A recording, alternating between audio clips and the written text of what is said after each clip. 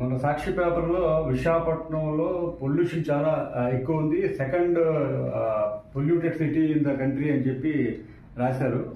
ఒకసారి చూడండి. ఇది December 7th, 2006 road devils endanger little lives, vehicular pollution sounds alarm bells, వాతావరణ కాలుష్యంపై ఐఎం మహమ్మద్ పరిశోధన పత్రం, కాలుష్య కొరల్లో విశాఖ, సామాజిక బాధ్యతతోనే పొల్యూషన్ అరికట్టగలం, అలాగే సత్వర న్యాయవేది తల్లడిల్లుతున్న పసిమొగ్గులు పట్టించుకొని లోక్ అదాలత్, అలాగే నగరంలో పొల్యూషన్పై కేసు నమోదు, విశాఖ న్యాయవాదికి ఐఎం మహమ్మద్ ప్రశంస, అడ్వకేట్ టు మీట్ ప్రెసిడెంట్.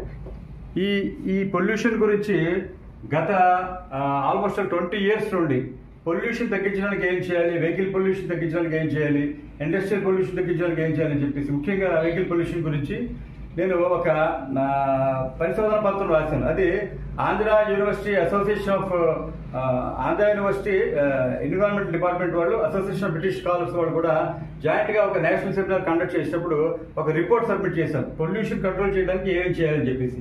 ఆ రిపోర్టు మీకు association of British scholars Visakhapatnam ఆ రిపోర్ట్ సబ్మిట్ చేసినప్పుడు ఆ రిపోర్ట్ని అప్రిషియేట్ చేస్తూ అప్పటి రాష్ట్రపతి గారు అబ్దుల్ కలాం గారికి పంపితే ఆయనేమో డిపార్ట్మెంట్ ఆఫ్ ఎన్విరాన్మెంట్ ఫారెస్ట్ వాళ్ళకి రెఫర్ చేసి ఈ ఇచ్చిన సజెషన్స్ బాగున్నాయి, దీన్ని ఏమైనా ఇంప్లిమెంట్ చేయడానికి చూడండి అని చెప్పి రికమెండ్ చేస్తే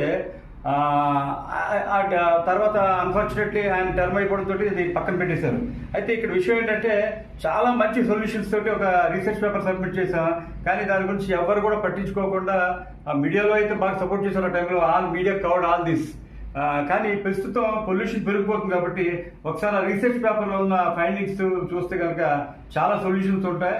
అంతేకాకుండా పొల్యూషన్ మీద చాలా సీరియస్గా ప్రతి ఒక్కరు కూడా సామాజిక బాధ్యతగా పొల్యూషన్ తగ్గించడానికి ఏం చేయాలి అనేది ఆలోచించాల్సిన అవసరం ఉంది. కాబట్టి దీని మీద సిరీస్ ఆఫ్ సెమినార్స్ పిల్లల్లో కానీ పెద్దలు కానీ అవగాహన కలిగించడం అవసరం ఉంది. కాబట్టి ఇది సీరియస్ ప్రాబ్లం. ఎందుకంటే ఇంటెస్టైనల్ లంగ్ డిసీజ్ అని వస్తుంది. ఆ లంగ్ డిసీజ్ వస్తే లంగ్ కెపాసిటీ ఫంక్షనింగ్ తగ్గిపోయి మన బాడీ ఆర్గాన్స్ అన్నిటి కూడా ఆక్సిజన్ సప్లై తగ్గిపోయి ఆర్గాన్స్ ఫెయిల్యూర్ అయిపోయే అవకాశం కూడా ఉంటుంది. కాబట్టి చాలా సివియర్ ప్రాబ్లమ్స్ ఉన్నాయి. కాబట్టి ఇది అవాయిడ్ చేయడానికి మనందరం కూడా చాలా సీరియస్గా ఆలోచించాల్సిన అవసరం ఉందని మరొకసారి మనం చేస్తున్నాం. నేను ఐఎం మహమ్మద్, న్యాయవాది, విశాఖపట్నం.